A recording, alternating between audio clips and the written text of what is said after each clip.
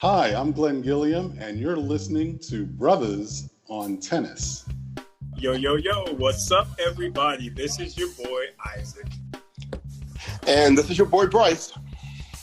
And we, of course, are Brothers on Tennis, and we are coming at you on a Friday night. Why are we coming at you on Friday night? Because the Western and Southern is starting tomorrow.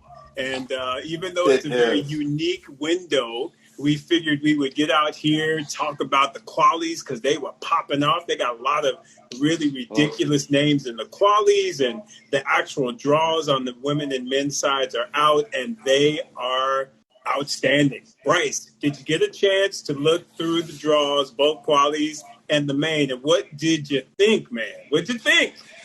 Yeah, I mean, I tell you, it's interesting because I don't know if everybody knows that, our history with Cincinnati. Cincinnati is actually the city in which Isaac and I met. We were working for a little company called Procter & Gamble there. And just a little company. Little small company. And, the Western and Southern, or it was called the ATP back in the day before they added the women. Every year on Thursday night, do you remember, Isaac, it was P&G night? Absolutely. Yeah, and we'd go there, and, we went, a lot over the years. But so this is one of the tournaments that we actually have a little bit of a personal connection to. But as we all know, this year, because of what's going on, it's being held in New York. And because players have not been playing, this thing is going to be popping. And like you said, Isaac, what we're going to do is typically, for those of you that are not used to listening to us, when we review a tournament, we typically kind of give our projections at the end. Who do we think is going to make the semis? Who do we think is going to make the finals? Right now, with people having not played, we don't know how people are looking like. We just don't think that would be a very productive effort.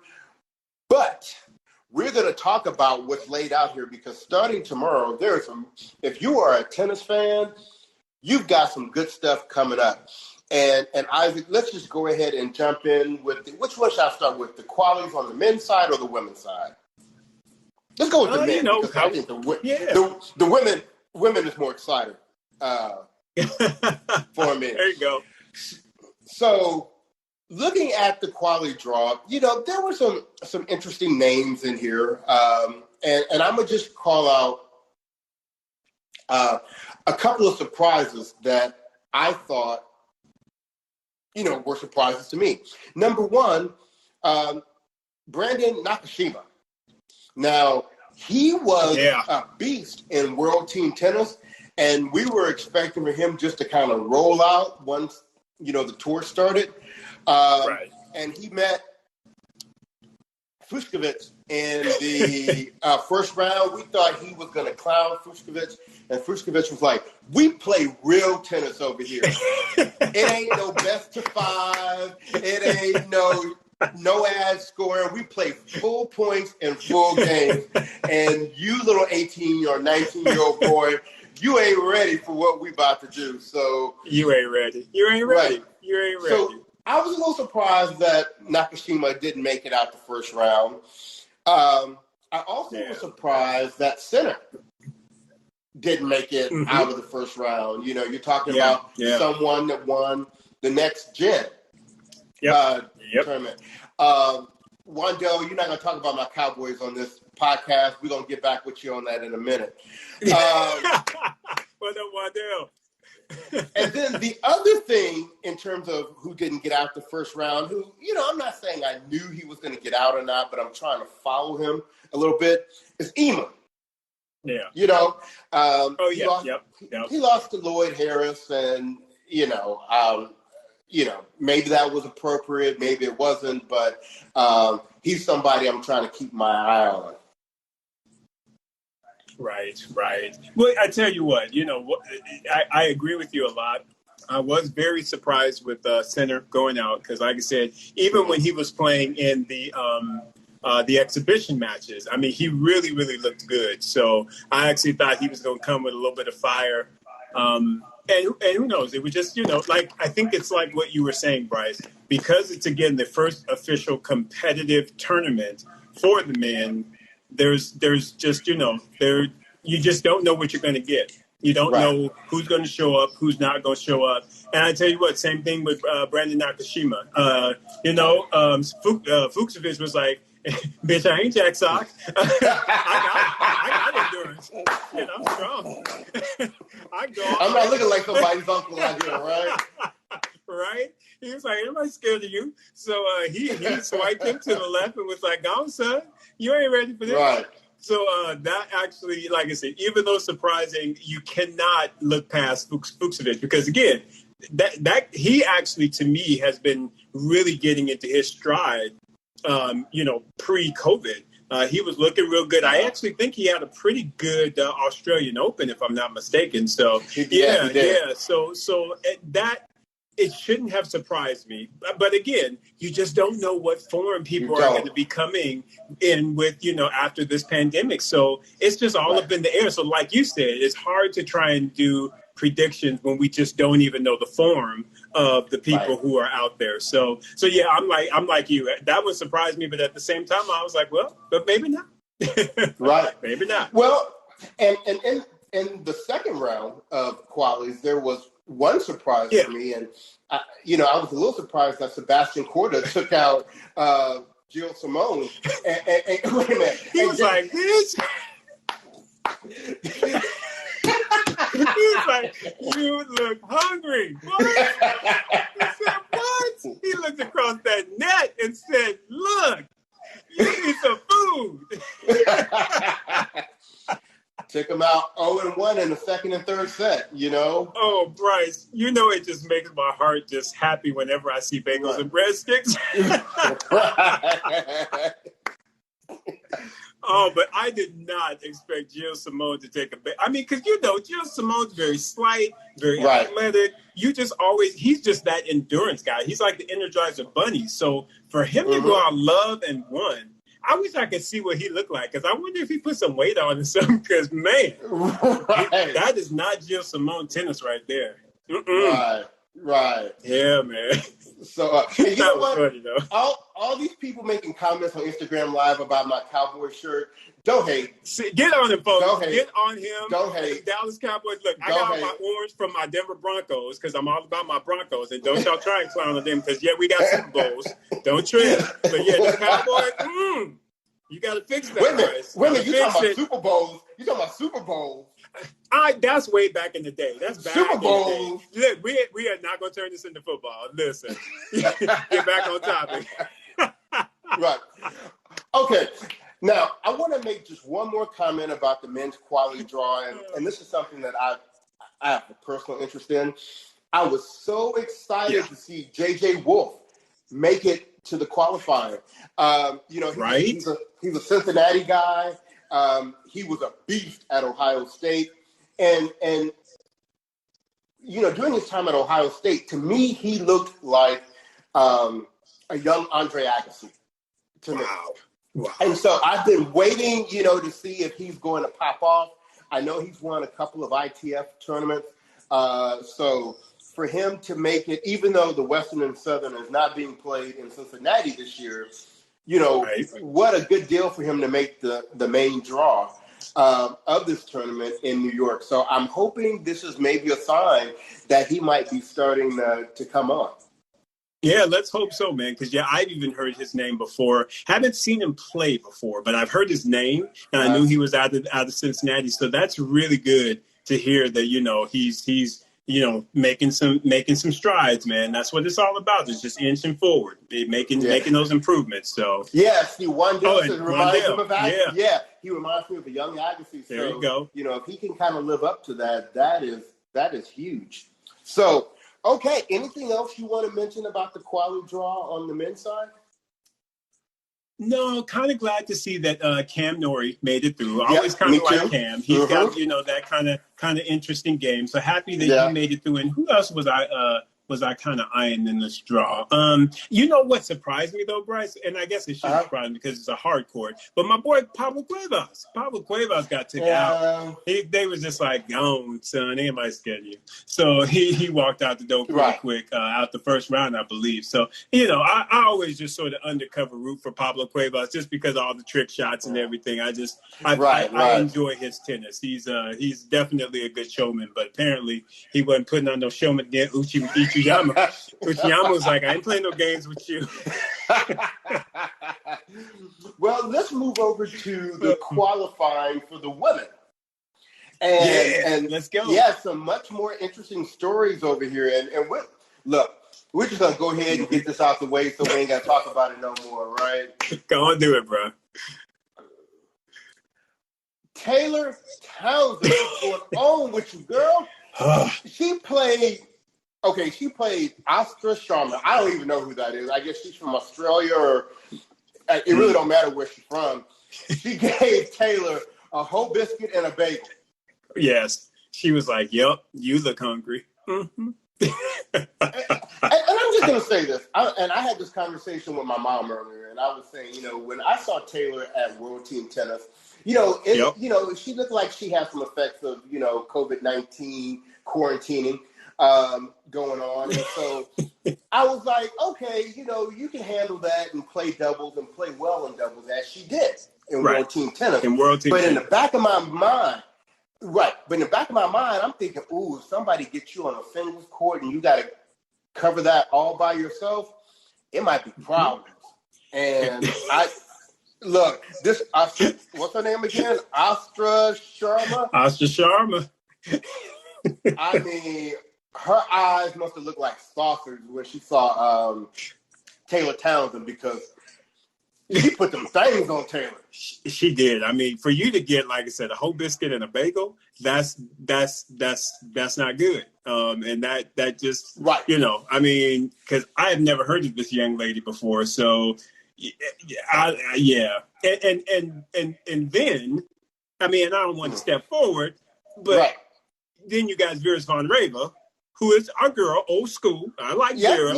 But then she put it on Sharma and gave her a whole biscuit in the second set. So it's kind of like going back to Taylor. It's like, well, if Vera is kind of shuffling her off, where is your game then?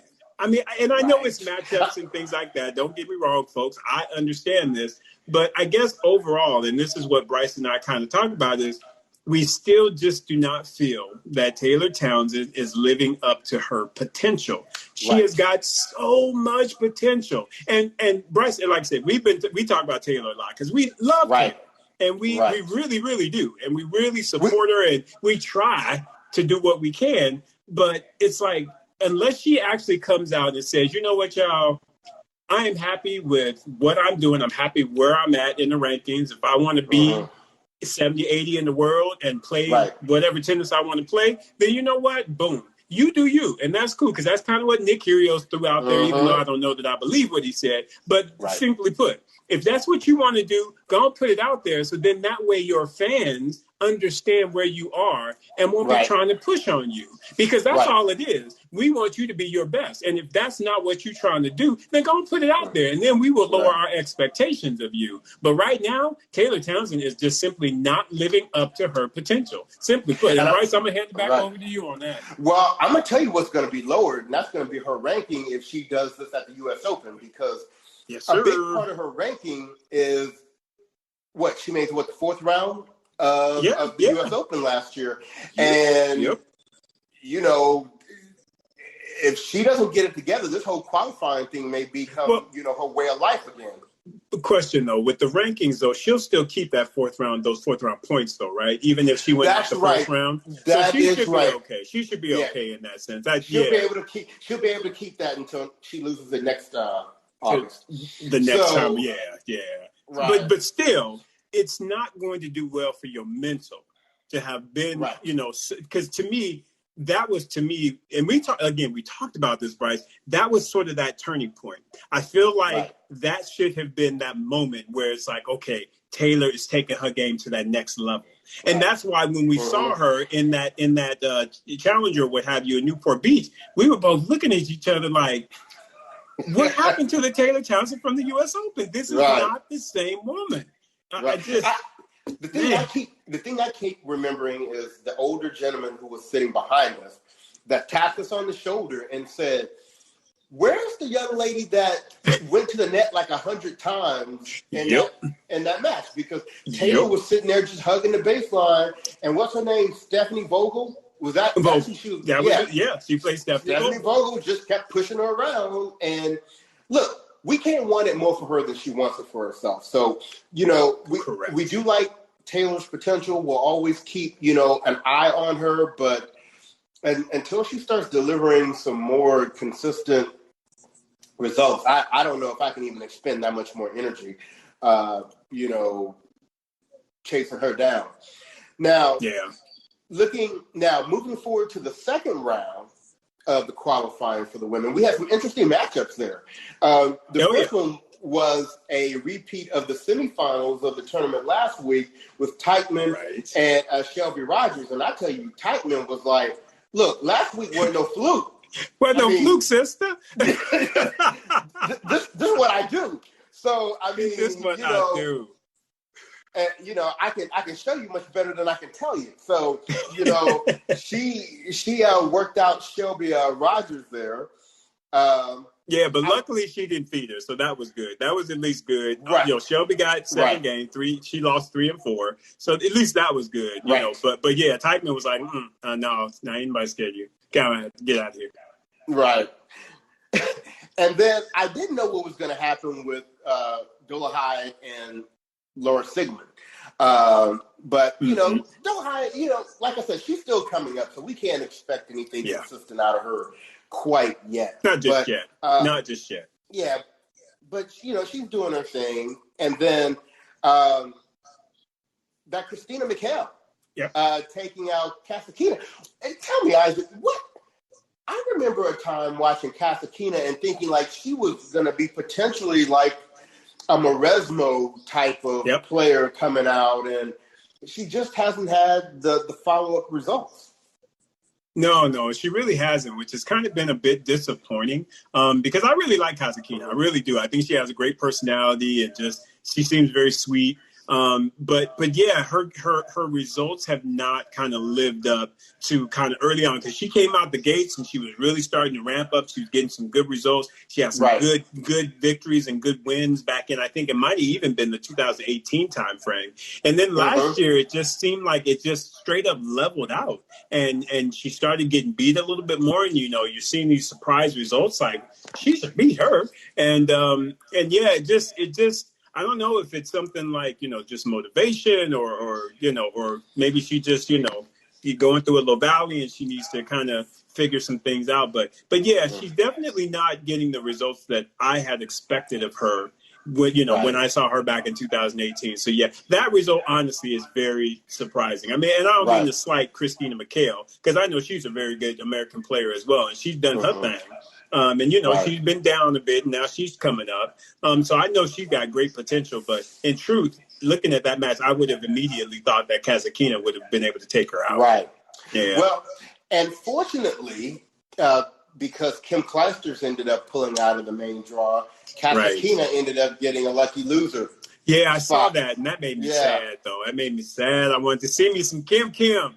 I did too, but if this means that she'll be right for the U.S. Open, I'm good with waiting a week, for that. Right. I'm with you.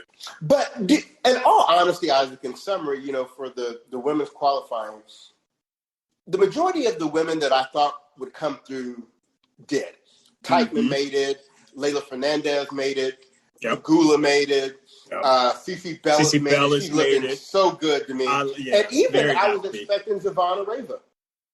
Yeah, absolutely. Agree with you. Because like I said, Vera got game. I mean, folks, don't sleep on Vera. Just because she, she old school. Vera has always been one of the best baseliners out there. Even back in the day, she was holding it down for Russia. So I absolutely agree. And like you said, and just another little tidbit on Dolehide. I really like her. I like her game. Give her a minute. She's gonna get it going. But Sigmund ain't no joke neither. Now I like her. She feisty. Right. I like her. I like her game. So that one is not as surprising to me. So but Dolahide, she'll be all right. She gonna get it. All right. Well, let's go ahead and jump into it. Let's jump into these main draws, and Yes, this sir. is some good stuff. So let's jump back over to the men, and we have some very, very interesting first round matchups going on. On the men's side. Oh yeah. So let's just take it by quarter, right? So okay. Yeah, that sounds good. So the top quarter, which is Djokovic's quarter, of course. You know what? Honestly, I don't see him having a problem coming through this one. Right. Of course, there's that whole round of 16 potential with FAA. And right. I would love to see FAA take out Djokovic, but we don't know. Nope, don't know. We don't know.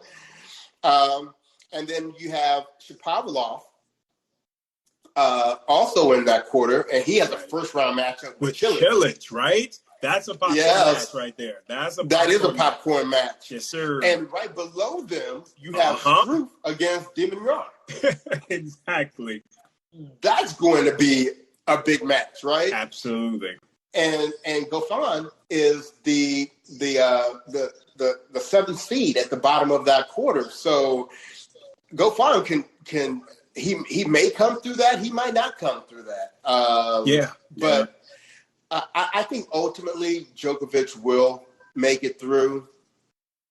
Unless something, what are your thoughts? Yeah, unless something is off with him. And again, lest we forget, he did have the Rona. So you never know what his health is like. I would assume though, if he's here, he's healthy, he's ready to win. So and in truth, he took that L as well in his own little tournament to what was his name? Krajinovic? Yes. I think Krajinovic gave him that smack up. So he's probably going to be a little bit, not revenge, but he's going to want to show that he's in good form heading into the U.S. Open. So long story short, I absolutely agree with you. I do think he's going to come through that quarter. As much as I would want FAA or Shapovalov to come through, I just think that Novak is going to smack either one or both of them up and say, get out the way, young folk. I got some things I need to do. So Right. Exactly. Yeah.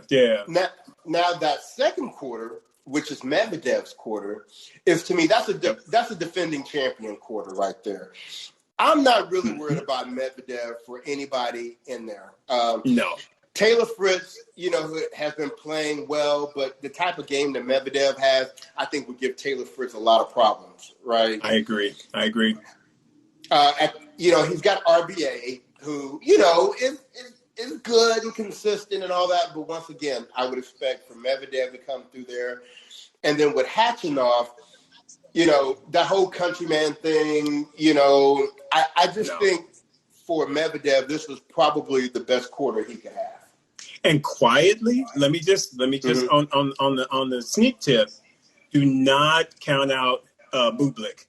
Bublik is no joke. Bublik might get up on Khachanov in that first round. And as much as I love Karen, Bublik got game. I mean, he's kind of very thin, but he's wiry and he's tall. Right. They go serve. He crazy. So he goes for shit and everybody look like, what's he doing? I mean, he's actually got a scary game. So it'll be interesting to see if Khachanov is able to even get out that first round, to be very honest with you. But I completely agree with everything that you've said as far as Medvedev. I think that he will make it through that quarter, which would set up an awesome Djokovic, Medvedev, fight. And and they fought last year, and Medvedev took him out. Yeah, in the finals. Yeah. And Medvedev took him out. So, hey, why not rekindle? Let's go. Remember, Medvedev said, I don't have to hit no second serves. Exactly. We all first serves in this game. All first serves. We're going to see how good your return is. Now, I do have to acknowledge I have a couple of, sentimental people in this quarter, though. I got Vlahovic, who's in there. Yep. He's going to play Carino Busta. So Per Nick Kyrgios, right? Or who called him busted? Yeah. Kyrgios busted on him. So Lajovic should win that one, but then against Khachanov or even Bublik, I don't know how he'll do. And then I was just talking about being happy JJ Wolfe made it in. Man, Gasquet is not a good first round to get, so. No. Especially Gasquet was kind of playing some ball out in the UTS. Mm-hmm. Yeah. Yes, sir. So I would think that it might be a little tight on JJ. But you never know. You never know if he get out there and just hey, just play it out, man. Do what you do. We'll see what happens. Right. Right. Out. Shoot. So that's the top half, and I know. Although we said we're not really doing predictions, if we had to put money on it, we're saying that would be Djokovic and Medvedev meeting in the semis for the top half, right? Now, there you go. In the bottom half, so that first quarter of the bottom half, I'm not really worried about a lot of the people in the middle, but what can potentially be that quarterfinal match of Tsitsipas and Berrettini. Oh, yeah. Uh-huh. That would be fire. That would be fire right there. Well, and lest we forget, didn't Berrettini and Tsitsipas play in the finals of the UTS? The finals, they did, right? Mm-hmm. So, come on now. So, of course, in that section, you have Isner, you got the Giants, Opelka, and Opelka. You got Kevin Anderson. You got Kyle big Edmonds boys in that quarter. Yeah, I mean Herkic. I mean, you got names in there, but I just and you got Lil Diego. Lil Diego, who you got to watch out for. You got to watch out for Diego. Don't discount him.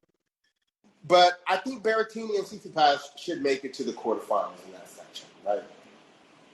Yeah, they should. It's funny, man. I was looking at that quarter, and I love Berrettini, but at the same time, there's this weird thing I have about Riley Opelka. I just like that kid for whatever reason. I don't know why, but I'm hoping that they at least meet up, and we'll see what we see. You know what I mean? I wouldn't mind if they met up.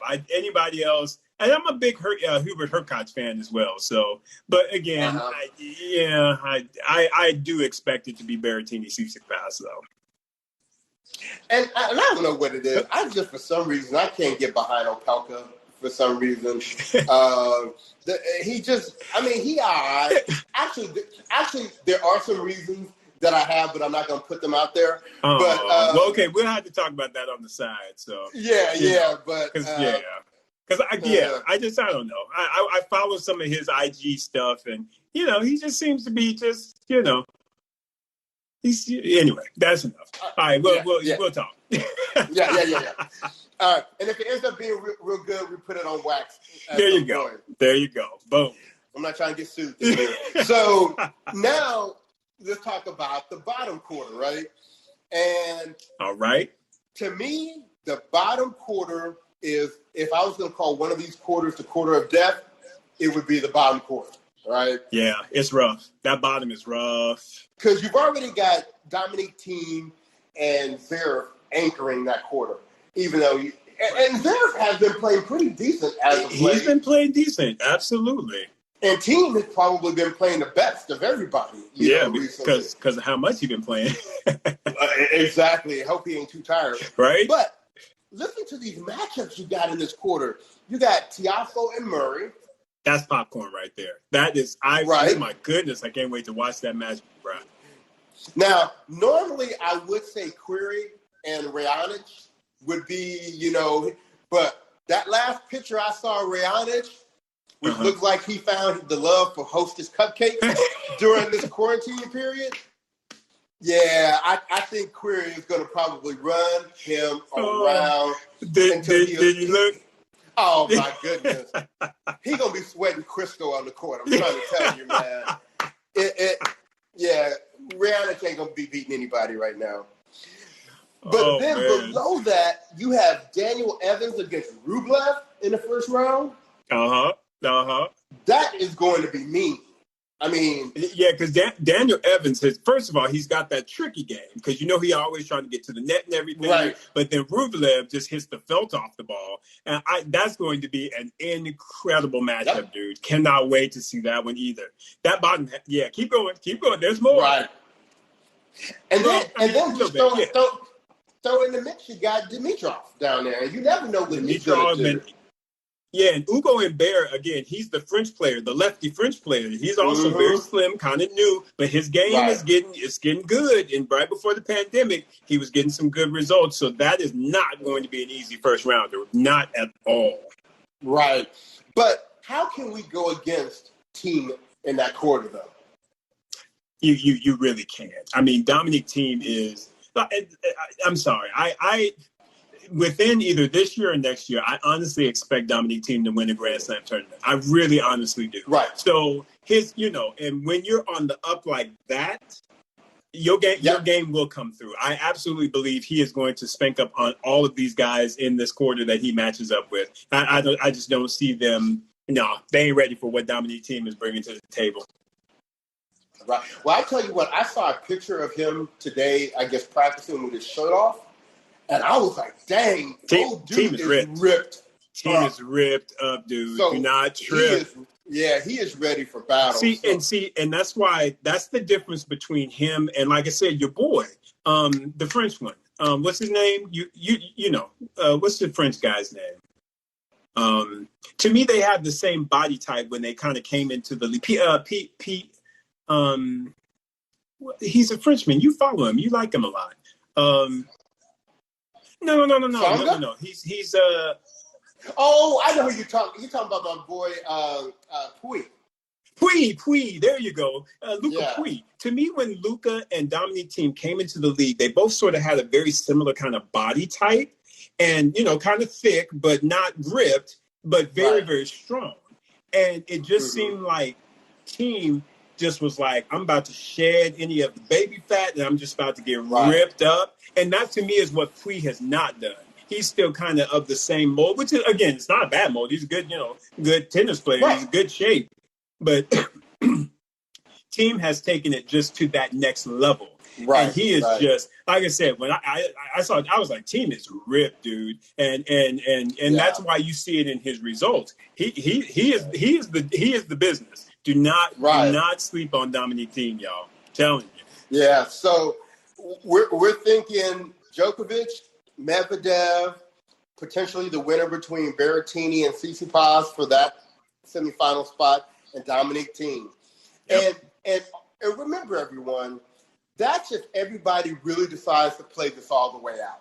You may get a couple of these top players halfway through the tournament that may say, okay, I got a couple of matches under my belt. Yep. I'm feeling pretty good. I'm going to kind of chill a little bit until the U.S. Open starts. So. Right. We call that the Serena effect. So go on, get in there, get you some rhythm, get your confidence right, get your mind right, and then be like, all right, I'm cool. Because you don't want to listen, folks. And I know for somebody in the 20s or what have you, winning the Western Southern is awesome. But you know what? Mm-hmm. The U.S. Open would be a whole lot better. So you might want to save yourself and make sure you are peaking at the right time. Do not get up in there trying to win no final, and then you tired in the first and second round, and someone sneak up on you and spank it up. So the players know. They know what's up. Don't trip. Yeah. Oh, my goodness. So, all right. So that's the men. So this is – look, for all the conversation we've had about, who's not going to be here, who's not playing – that's about as solid of a tournament, Honestly, you just, as far as I'm concerned, you're just basically missing Federer and Nadal, which are big misses, right? But and of course for me, Tsonga, and Monfils. But you've got everybody else just about, right? Exactly, man. So hey, it's gonna be good. Yeah. Now let's dig into these women here on the main draw for the women. So yes, sir. Now this is the one you talk about first round matchups. Okay. So what I'm gonna do is I'm gonna call out the first round matchup and you go. So first one, Ali Risk against Anna Simone. Right. So again, going back to the what do you call it, exhibitions? Because remember, they played in that one. They did one of the first ones out the gate to do an exhibition where they had the little cow and everything. They was trying to name the cow. That one is going to be a good match. You know, and see, this is a tough one because, like I told you, I love Anna Simone. Right. But I love me some Allie Risk. There is something about Allie Risk that I just really, really like. I like the fact that she's just kind of tomboyish. She get up out there and she just like, look, let's go. And I like her a lot. So actually, Bryce, I am looking very much forward to watching that match. I will not give a prediction whatsoever because who knows what form they're both going to be in. But man, I'm excited. I'm actually very excited about that matchup. I think it'll be good. What about you, bro? I totally agree with you. I think Risk might have a slight edge on a faster surface. But yeah, that one can easily go either way for sure. Either way. Yep. All right. Absolutely. So the next matchup right below that is Jen Brady against Jessica Pablo. Right? And they putting all these WTT folks back at each other again, man. And that one will be intense. I actually would expect Jennifer to come on out of that. Right. Only because, again, she's got that first title under her belt. She's very confident right now. She should be able to get up in there and be like, yo, Pagula, I'm sorry, but you need to get out of the way. Right, sorry. Exactly. Sorry. This next one, Venus Williams against Yastremska. What is up with V getting all these damn first round matchups, man? I mean, she got Azarenka, and then she got her sister in the second round, and now she got to play Yastremska in the first round. And again, that Bryce, I have a question for you real quick here. Is Sasha still with Yastremska? Because when Yastremska played, because when she played that tournament. I don't know if it was Prague or the one before it, but he wasn't there. So I didn't know if they were still, locked in. But if they are, that's cool. And for the folks who don't know, Sasha was Serena's hitting partner / coach. He wanted to be a coach, but Serena was like, no. So that's when he left. And she kept him in the friend. She kept him in the friend zone. In the friend zone, because Patrick was like, "Move, son, I got that spot." What? Patrick was like, "I ain't in no damn friend zone." Anyway, Sharapova called that out. Okay, anyway, let's keep that one moving. But anyway, yeah. So so there's gonna be a little history there with Yastremska and with Venus, right? But I tell you what. If Venus brings that Venus tennis that we saw in Lexington, I actually think she's going to smack Yastremska up. I think she's going to take her out in straight sets and will be like, no, little girl, get out of here. Anybody play with you. But let me give you the flip side of that. If you don't get that Venus, Yastremska is not the type of player you want to be playing against because she will fully take advantage of that. Absolutely agree. Absolutely. So, yeah, V needs to bring Lexington V and not WTTV. Exactly. Let's just call it what it is. All right. So let's keep it going. We have the WTA bad girl, Danielle Collins. Wait a minute. Let's see if she can stay in the bubble this time. Right? Trying to get her some vitamins. With her creeping self. She's playing the hot girl, Teichmann. That's right. She's playing Teichmann. What do you think about that? I tell you what, brother. Teichmann has to be pretty confident right now, having made it to the final, and she was in the doubles final as well. She didn't win either one, but she still made it to both finals of Lexington. Right. So I would think that she's got some confidence. She's got form. But you know what? But you can never underestimate crazy. And Danielle Collins, similar to Camila Giorgi, she look like she might get you in the back in the alley. So with that being said, I don't know who's gonna win that match. Right. But I have love for Danielle Collins, even though she's crazy. But I want her to win. As crazy as that sounds, I really do want her to win. But yes, you know, you just can't underestimate crazy. That's all I'm gonna say. That may be the phrase for 2020. Oh, and by the way, thank you, Weston. We appreciate that comment. He's like, I don't know nothing about tennis, but I am highly entertained. That's what we do, my man. That's what we do. That is what we do. Keep it going. Okay, so let's keep it going. So next, you got Sakari against Coco Gauff. Listen, I like Sakari a lot, but I'm gonna tell you, Coco Gauff gonna get a hold of that Greek moment, and she goes like, "Come here, girl. Come here. How about I play with you?" She's like, "No, come on, bro. Give me some." I agree with you. I agree. I don't think, Coco Gauff looked really good last week. And Sakari, she's a fighter. I love that about her. And I think she has a great game, but I just think Coco Gauff has a little too much firepower. Firepower and problem solver. Simply put, Coco Gauff is turning out to be one of the really just her problem solving skills for her to be 16 are just, they are not to be slept on, folks. She knows how to get it done. She knows how to win. And remember, we saw these same problem solving skills when she was 15. So it's only getting better. It's only getting stronger. Right. Exactly. Yeah, Sakari. All right. So, and although I haven't been mentioning what quarters these matchups are, I'm about to go down and hit some matchups in this, what I call the quarter of death, down in the fourth quarter. Yeah. So you have Leylah Fernandez and Jabeur. That went, Bryce. When I saw that, I was like, I am so looking forward to that matchup, dog. Because I love Leylah. She little, but she's a lefty and she takes it on the rise. And then you got Jabeur, who is just the Fabrice Santoro, if you will, of the women's. I mean, she just got shots. She got shots and she got power. And I am so excited to see how that matchup plays out, bro. What about you? I'll let you jump on that one because I am looking forward to that matchup, bro. Jabeur, I mean, she's kind of a little bit like that whole Fabrice Santoro type thing. I mean, she's going to come with, everything, including the kitchen sink. And it's going to really be about how Leylah Fernandez, how she handles that. It's going to be very interesting. So that is definitely a popcorn match to watch.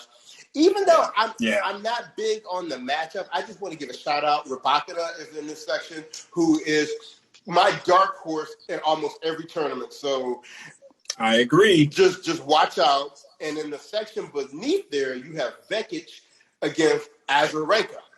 That one. I tell you what, because Vekic, I'm trying to tell you, do not sleep on Donna Vekic. Her game has been steadily on the climb, y'all. Steadily on the climb, and she's got some fire under her, and I really feel like, unfortunately for Azarenka, I feel like she might pull that upset on her. It actually wouldn't be an upset because she's ranked higher, but I don't know that Azarenka is going to be able to take her out, man. Yeah. Now, I'm going to let you talk about this next matchup because this is all you. I'm not going to even introduce this one. Listen, and so right below it, folks, of course, is Sloane Stephens. And then you got my girl who I always tried to advocate for back in 2019, but she always would let me down. And that's Caroline Garcia, my player from France. I tell you what, I don't know what you're going to get out of either one of these ladies in this matchup. I ain't even trying to call it. I want to see it. Don't get me wrong now. I do want to see it. But what we going to get, it could be outstanding or it could be a tragedy. Let's be clear. It could be one or the other. So I'm going to watch it and I'm going to have my popcorn and we just go see what happens, bro. But that one's interesting. And then to top it all off there in the quarter with your other girl, Madison Keys. With Madison. And it's like, you got Madison in there. You got Katie McNally up in there. I mean, that quarter is rough, dude. It is rough. And we haven't even mentioned the top seed in that section, which is Sophia Kenin. So, right? Yeah, man, come on now. That quarter is just mean. It's mean. Right. Hot. So one of the things that Isaac and I have talked about doing, for both the Western Southern and for the U.S. Open is, we're on this new app called Locker Room. And although it is not open to the public yet, which it will be, I was told last night, in the next 2 to 3 to 4 weeks, at least for Apple or iPods or iPads and all that kind of good stuff. Yes. We want to try to have what we're calling some watch parties, and that's where we watch a match and you get to hear Isaac and I talk about it in real time. We have an opportunity to invite, you up and for you guys to talk with us a little bit. If you want access to Locker Room, please DM us so that we can send you a link to sign up for that. Yes. But there are 2 potential matchups on the women's side that I think would be candidates if the scheduling works out. Oh yeah. For watch parties, and they're both in a round of 16. Yep. And the first one would be potentially Venus Williams against Naomi Osaka. Ooh, that could be good. Yes, that would definitely be a watch party episode for sure. Because trust me, we would have tons to say. Tons. Yes, exactly. And then because have they even met that price? Has Naomi Osaka and Venus ever played? I don't think that they have. Really? I feel like I saw Naomi beat up on Venus at some point. but then that doesn't make her very different from a lot of people in the last 2 years. So that's true, unfortunately. Right. So, but I think I remember a match clearly where Osaka beat Venus. But Gotcha. But the other potential watch party match for us in the bottom half would be Serena versus Coco Gauff in the round of 16. And Isaac and I were just talking yesterday. Serena needs to step up for the Williams family and show Coco Gauff, we ain't gonna be having all this going on. Yeah, it would just keep beating up on my sister like that. Right. So really good matchups there. So, Isaac, anything else you want to say about the women's draw, for the Western Southern? Just all kinds of great matchups there. It's a lot of great matches. I guess the only thing I can say is, I hate that I have to work because I would love to just sit in front of the TV and just soak in all of this tennis. I'm gonna have to work my schedule around because I might be canceling meetings off. Right. No, I'm just kidding. Gotta make that check, folks. Don't ever put your check. But no, this tennis is going to be outstanding, and I cannot wait for it to start tomorrow. And it's just, I'm ready, bro. I'm ready. How about you, man? How about you? Right. Oh, well, I plan to be camped out watching just about all of it. And it's funny because I was looking at the order of play for tomorrow, and I have something that I have to go do tomorrow.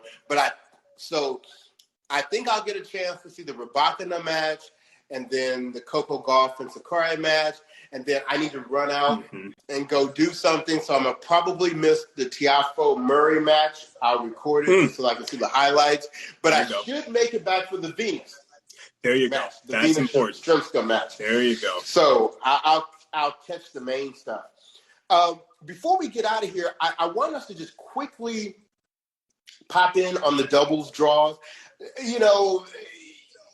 We'll see how they shape out towards the end. But, there are just a couple of things I want to mention. On the men's side, we have the top team back. We have Cabal and Farah back. If people remember, Farah got popped for he didn't test. He didn't pass. Exactly. He didn't pass it. We don't know what happened there, But so he had been suspended, but I guess, maybe his suspension is over or whatever. So maybe that time, even while everybody was off with Corona, still counted for him. So maybe it counted. Yeah. That's interesting, but yeah, glad he's back. Glad he's back. I like that. They have an interesting first round match against Jamie Murray and Neil Snutsky. Yeah, and that's a new form up because Jamie Murray used to play with Sosa, whatever his name is. Anyway, but yeah, so that's a new team formation there. So it'll be interesting to see how they do. Yeah, right, man. Yeah, and the winner of that match meets the winner of now. This next matchup may not be the best doubles match you'll ever watch in your life, but they have interesting names in it. You have Tommy Paul, Francis Tiafoe against Novak Djokovic and Filip Krajinovic. Oh, wow. Oh, so he's going to play with the guy that beat him in his Rona tournament. Well, if you can't beat him, join him, right? Right. Exactly. So, like I said, out of those four people, I don't know that that's going to be the best doubles to watch, but you got interesting names. I love that. And then at the bottom of that half, you have an All-American matchup. You have Taylor Fritz and your boy Opelka against Sam Querrey and Jack Sock. Yeah, that's a good one. Although Jack will be ready. Right, yeah. You're gonna take whichever team Jack Sock is on. Exactly. He only got to cover half the court, and we know what he can do when he only has to cover half the court. Exactly. So on the women's side, we have another very interesting All-American matchup. You got Jen Brady and Dolehide. Yeah, I saw that. Yeah, against Madison Keys and Sloane Stephens. I don't know. Now I don't know what that's about because they even talked about that in South Carolina. Right, like we do not need to be on the same side of the court together because our doubles is not what's good. Good. So I would expect Jen Brady and Dolehide to smack them up and be like, ladies, get on back to your singles. Go on ahead. Right. So right. yeah. But good kudos for them for getting out there though. That's all right. That's all right. Well, Sloan knows she probably will need more practice than she'll get from her singles. So she's trying to get some extra reps in there. Said with love, absolutely. But you have another interesting matchup. You have one of our favorite teams. You have Taylor Townsend and Muhammad. Oh, yeah, Aisha Muhammad, yeah. Yeah, against Bethany Maddox-Sands and Zhang Shui. Yeah, which is interesting that Maddox-Sands is playing with. Did she play with her before?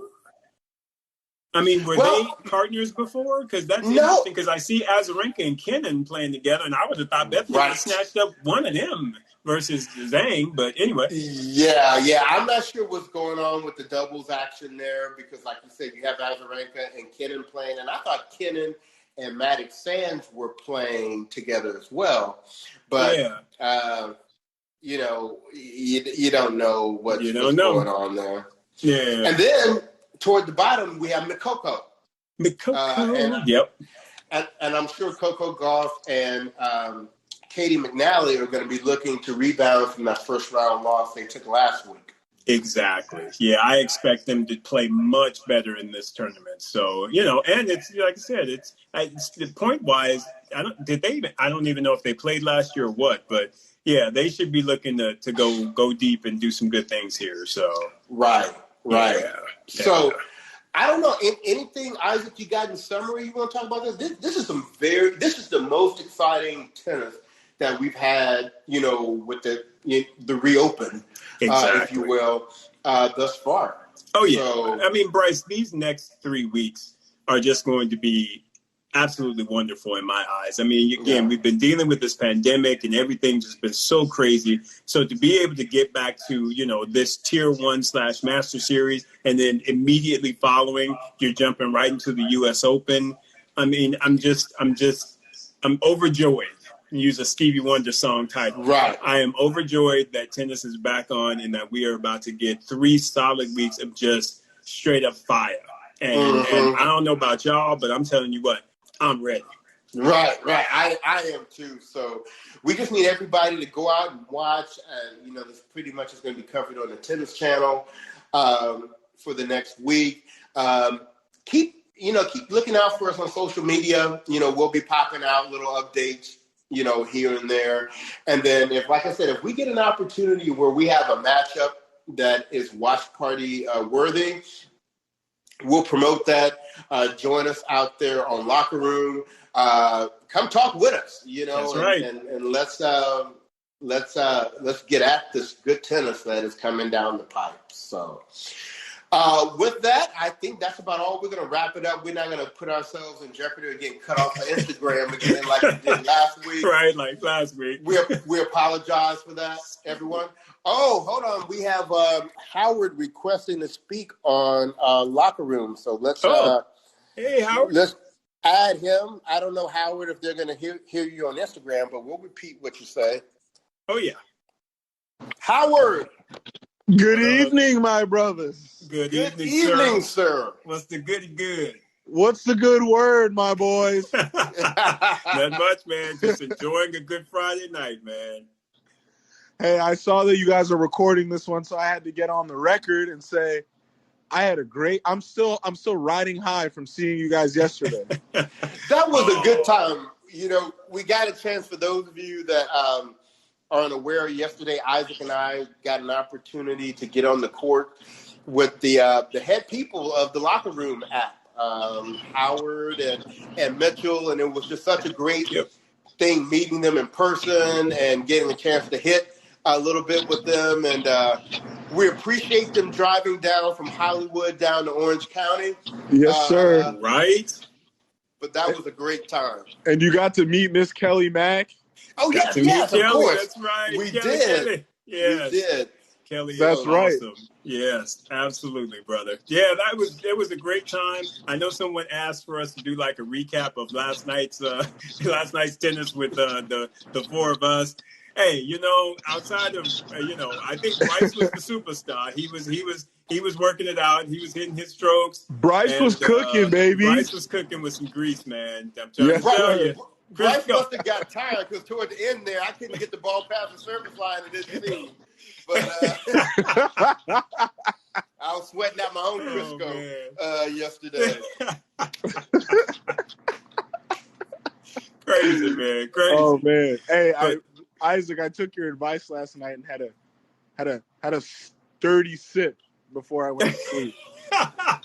See, that's all it takes. Just get your little sippy sip, and you will sleep like nobody's been. Especially after you've been out there playing tennis, and you haven't been playing in a while, and then you're tired, your body's tired, everything starts aching on you. Go and get your little sippy sip. That'll put you right to sleep, and you'll be good. I'm telling you. Okay. So I'm glad to hear that, Howard. Public service announcement. Yes, sir. Brothers on Tennis is not advocating for people to drink before they go to bed. You do what you need to do. We just saying. Teen drinking is very bad. Like I said, I am not trying to get sued by anyone in 2020. Yes, sir. Yes, that absolutely. It was great playing with you guys, and honestly, on the next Brothers on Tennis official episode, we should probably recap this our match that time as well. But I just had to say something tonight. We will. I'm glad you did, and thanks so much, Howard. We'll look forward to talking to you some more next week. Yes, sir. Yes, sir. Yes, sir. All right, I'll stop speaking. Thank you. It's all good. Take care now. All right, brother. So, Isaac, we're getting to 90 seconds before IG cuts us off. So, thank you, everyone. Remember, we're on all the social media platforms. DM us if you want access to Locker Room, where you can join us there. We are now recording our Locker Room episodes, so you can find them on our podcast platforms. And so go buy anything else merch. you want to say? Go buy merch. Go buy merch. We're coming down we got to the 1 end. week left. That's right. Yes. Go ahead. We're coming down to the end of our 15% off. If you buy anything by August the 31st, you'll get 15% off. Plus, you will automatically be entered into our drawing for a free hoodie for each item that you purchase. So with that, we're going to go ahead and sign off. It's Friday night. I still need to go put my chicken on the grill outside. Signing off, this is your boy Bryce. And this is your boy Isaac. And we are Brothers on Tennis. Go Broncos, go Cowboys. Take care, everybody.